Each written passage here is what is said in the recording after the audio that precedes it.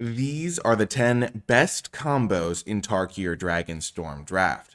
By pairing these commons and uncommons, you can boost your synergy and win more games. First up is the combo between Narset's Rebuke and Focus the Mind. Narset's Rebuke is 4 and a red for an instant that says Narset's Rebuke deals 5 damage to target creature, add 3 mana to your mana pool, blue, red, and white. If that creature would die this turn, exile it instead. Focus the Mind is 4 and a blue for an instant that says this spell costs 2 less to cast. If you've cast another spell this turn, draw 3 cards, then discard a card. So when you play your Narset's Rebuke, you will deal 5 damage to a creature, add 3 mana to your mana pool. Focus the Mind will then cost 2 less because you've cast another spell this turn, and conveniently it will cost 3, which is the exact amount of mana you added with Narset's Rebuke. So you get to kill one of their cards and then refill your hand, which is really, really powerful. You're taking advantage of the mana portions of both of these cards very effectively. It's a great combo. Next is the combo between Traveling Botanist and Dragon Brood's Relic. So Traveling Botanist is 1 and a green for a 2/3 creature that says whenever this creature becomes tapped, look at the top card of your library. If it's a land card, you may reveal it and put it into your hand. If you don't put the card into your hand, you may put it into your graveyard. So it gets that tapped part when it attacks, or when you use it for a harmonized card or something like that. But those cards are not going to come up as frequently as something like Dragon Brood's Relic, which is a really good combo because it is 1 and a green for an artifact that says tap, and then tap an untapped creature you control, add 1 mana of any color, and then it has 3 white, blue, black, red, green. Sacrifice this artifact, create a 4/4 dragon creature token named Reliquary Dragon that's all colors. It has flying, lifelink, and when this token enters, deals 3 damage to any target, activate only as a sorcery. But the most important part with the synergy between these cards is that the Dragon Brood's Relic lets you tap the Traveling Botanist each and every turn just to add that mana, and so that means that you'll be able to use the Botanist every single turn if you choose, in order to get that ability of looking at the top card of your library, picking up the lands, and filtering away cards you don't want to draw, which is very powerful. The next combo features 2 cards that are individually quite nice for the aggressive strategies in this format, but when combined together, they're truly devastating. Dalkavan Pack Beasts is 2 and a white for a 0/4 with Vigilance and has Mobilize 3. So when it attacks, you create 3 1/1 tapped and attacking red warrior creature tokens, and they sacrifice them at the beginning of the next end step. And then War Effort is 3 and a red for an enchantment that says creatures you control get +1/+0. Whenever you attack, create a 1/1 red warrior creature token that's tapped and attacking, and then you sacrifice that at the beginning of the next end step as well. So individually, these are both cards that you can build around and try to do things with, but when you have one, the other one is definitely much better, because if you play Dalkavan Pack Beasts on turn 3 and then turn 4 play War Effort, you're attacking your opponent for 9 damage on turn 4 with just these 2 cards, not even including any 2-drops that you might have played, because the Pack Beasts will make 3 1/1s that will be 2/1s because of War Effort. The War Effort will make another 1/1 that's a 2/1 because of War Effort, and the Pack Beast itself will be a 1/4. So you're attacking your opponent for 9, which is just almost half their life total on turn 4, spread across so many bodies that they're probably not going to be able to block all of them. It's just a lot of damage, and definitely something that is really, really terrifying, in a combo that you're going to hope to be able to assemble. So definitely keep that in mind. If you have one, prioritize the other. Next is the combo between Riverwalk Technique and Veteran Ice Climber. So Riverwalk Technique can be a removal spell of sorts. It's 3 and a blue for an instant. Choose one. The owner of target non-land permanent puts it on their choice of the top or bottom of their library, or counter target non-creature spell. So if you're choosing that mode to put a non-land permanent on the top or bottom of their owner's library, they do get to choose. So if it's a powerful card, sometimes they're going to want to put it on the top of their library, and then they'll be able to redraw it. But if you have Veteran Ice Climber, which is 1 and a blue for a 1/3 with Vigilance, this creature can't be blocked, and whenever it attacks, up to 1 target player mills cards equal to this creature's power. So if you put the card, and they choose to put it on top of their deck, you can then attack them with your Veteran Ice Climber and have them mill 1 card, and you know they're going to be milling that card that you did not want them to have. So you'll put that card right into the graveyard, effectively turning your Riverwalk Technique into a actual kill spell, which is pretty nice, and definitely a nice little combo that you should be aware of if you have these cards in your deck. Next is the combo between 100 Battle Veteran and Champion of Doosan. So 100 Battle Veteran is 3 and a black for a 4/2. As long as there are 3 or more different kinds of counters among creatures you control, this creature gets +2/+4. You may cast this card from your graveyard. If you do, it enters with a finality counter on it. So that would be one of the 3 counters that you need in order to give it that +2/+4. And then Champion of Doosan is 2 and a green for a 4/2 with trample, and then it has Renew. 1 and a green, exile this card from your graveyard, put a +1/+1 counter and a trample counter on target creature, activate only as a sorcery. So if you're playing the game, you play a Champion of Doosan on turn 3, your 100 Battle Veteran on turn 4, they both die over the course of the game, all of a sudden you can recast that 100 Battle Veteran from your graveyard for 4 mana. It's a 4/2 with a finality counter, and then when you put the renew counters from Champion of Doosan on it, it'll get a +1/+1 counter on it and a trample counter on it, and that is 3 different types of counters. All of a sudden your 100 Battle Veteran is no longer a 4/2, it's a 7/7 trample, and that's a really nice little synergy to be able to have access to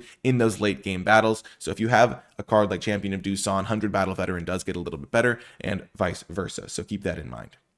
Next is the combo between Whirling Stormbrood and Salt Road Skirmish. Now, Whirling Stormbrood is 4 and a green for a dragon that is a 4/3 with flash, flying, and you may cast sorcery spells and dragon spells as though they had flash. And then it does have this omen portion, which is 2 and a green, put 3 +1/+1 counters on target creature you control, and then you shuffle it into their library. But the relevant part here is that you may cast sorcery spells as though they had flash, because Salt Road Skirmish is a really good sorcery to cast with flash, because it is 3 and a black for a sorcery, destroy target creature, create 2 1/1 red warrior creature tokens, they gain haste until end of turn, sacrifice them at the beginning of the next end step. Now, normally these 1/1s will tip in for a couple points of damage, and your opponent might block them, so they only deal a little bit of damage, or maybe you have other ways to leverage them. But using them on blocks is not something the card is designed for. However, if you have the Whirling Stormbrood, you can cast this card at instant speed, so your opponent makes a big attack, they assume that you're in really good shape, and all of a sudden you flash out a kill spell that also makes 2 1/1s that can be used for blocks, which is a really devastating combination because they can be used for chump blocks, they can maybe even combine forces to trade with something,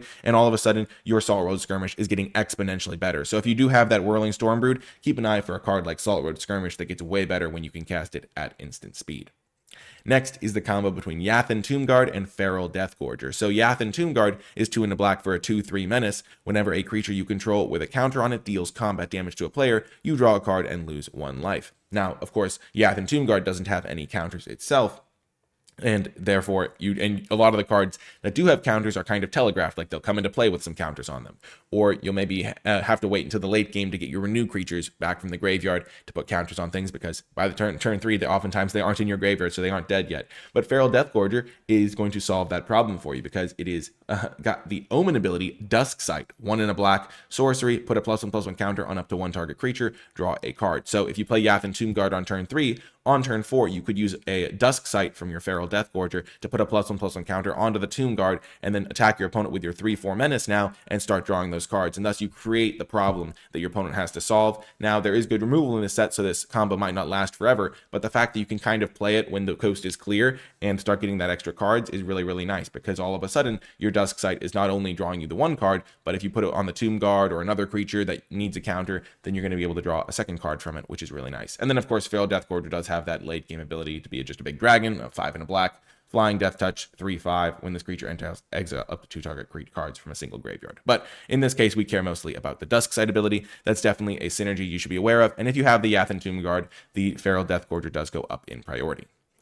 Next is the combo between Dragonstorm Forecaster and Glacial Dragonhunt. So Dragonstorm Forecaster, of course, is a single blue mana for a 0/3, and then you can pay 2, tap it, search your library for a card named Dragonstorm Globe or Boulderborn Dragon, reveal it and put it into your hand, then shuffle. Now, that's a pretty obvious synergy. If you have the Dragonstorm Forecaster, then having the Dragonstorm Globe and the Boulderborn Dragon does get better. But a lot of the times, you only really want to cast one Dragonstorm Globe, and you don't even really want to cast your Boulderborn Dragon a lot of the time, because the card's a little bit weak. And Glacial Dragonhunt is the perfect card to pair with the Dragonstorm Forecaster, because it uses those extra cards in your hand very well. So Glacial Dragonhunt is blue-red for a sorcery that says draw a card, then you may discard a card. When you discard a non-land card this way, Glacial Dragonhunt deals 3 damage to target creature. And then it has Harmonize for 4 blue-red, so you can cast it from your graveyard for its Harmonize cost by tapping a creature you control to reduce that cost by X, where X is its power, and then you exile it. So Glacial Dragonhunt plays perfectly with Dragonstorm Forecaster, because not only does Dragonstorm Forecaster give you non-land cards that you're relatively happy to discard, because if you search up a Boulderborn Dragon or an extra copy of the Dragonstorm Globe, then you can then discard them to Glacial Dragonhunt fairly happily, because you've gotten them from your Forecaster, and then that's discarding a non-land card. and that's going to trigger it. But it's also a really nice synergy with Dragonstorm Forecaster, because if you draw the pieces of the combo in the wrong order, so if you draw your Boulderborn Dragon when you haven't, just naturally, instead of drawing your Dragonstorm Forecaster, or you draw your Globe and your Boulderborn Dragon and you've already played them, and then you draw the Dragonstorm Forecaster in the late game where it's just in 0-3, Glacial Dragon Hunt really does pay you off by having extra non-land cards that you're happy to discard. Because a lot of the cards that draw on discard cards in the late game, you're using them to get rid of extra lands, and so you don't really care, like, oh, I have these non-land cards that are kind of useless to me. I can still play them because a 0-3 is still going to be better than a land. But Glacial Dragon Hunt needs you to have these non-land cards to discard, and so the Dragonstorm Forecaster combo will sometimes have these cards that are irrelevant to you because you've drawn them in the wrong order, or you've already filtered through all of them, or you've just put them into your hand and you don't really want to cast them. And so Glacial Dragon Hunt is a really good piece to have in these decks because you can discard the pieces, or any of the pieces, and you're feeling okay about that exchange. And so having extra non-land cards to discard is something that can sometimes be a problem in the late game because you want to cast all your spells, but Dragonstorm Forecaster can solve that problem a little bit. So a nice little, if you have Glacial Dragon Hunts, the Forecaster little package does get a little bit better. Next is the combo between Stalwart Successor and Armament Dragon. So Stalwart Successor is 1 black-green for a 3/2 with Menace. Whenever 1 or more counters are put on a creature you control, if it's the first time counters have been put on that creature this turn, put a +1/+1 counter on that creature. And then Armament Dragon is 3 white, black, green for a 3/4 flyer. When it enters, distribute 3 +1/+1 counters among 1, 2, or 3 target creatures you control. And so if you have the Stalwart Successor in play, and then play an Armament Dragon with enough creatures, so if you have at least 3 creatures, and instead of each of them getting 1 counter, they'll each get 2 counters, which doubles the effectiveness of the Armament Dragon and is a really nice synergy to be aware of. So if you have an Armament Dragon, Stalwart Successor does go up in priority, because that's a really nice thing to be able to do. Instead of adding 3 power and toughness to the board as an extra ability to the Armament Dragon, you're adding 6, which is really, really scary. Next is the combo between Kishla Trawlers and Lie in Wait. So Kishla Trawlers is 2 and a blue for a 3/2. When this creature enters, you may exile a creature card from your graveyard. When you do, return target instant or sorcery card from your graveyard to your hand. And then Lie in Wait is black, green, and blue for a sorcery that says return target creature card from your graveyard to your hand. Lie in Wait deals damage equal to that card's power to target creature. So if you find yourself in a late game situation where you have a Kishla Trawlers that's maybe done some stuff and then died, so it's in your graveyard, and then you have Lie in Wait in hand, you can play Lie in Wait, return Kishla Trawlers to your hand, and deal the 3 damage, and then play Kishla Trawlers. And as long as you have other creatures in your graveyard, you can use Kishla Trawlers' ability, which is to return that instant sorcery from your graveyard to your hand. You can use that to get back your Lie in Wait. And then either you can use Lie in Wait again to get something else back, or you can just keep waiting, and then if Kishla Trawlers trades off with something, you can use Lie in Wait to get it back again, Kishla Trawlers to get back Lie in Wait. And as long as you have extra creatures in your graveyard, which hopefully you will in late game situations, then you're able to just kind of recycle both of these cards to get a lot of removal spells, a lot of 3/2 creatures into play, which can definitely be a really, really powerful synergy. So these cards work great together.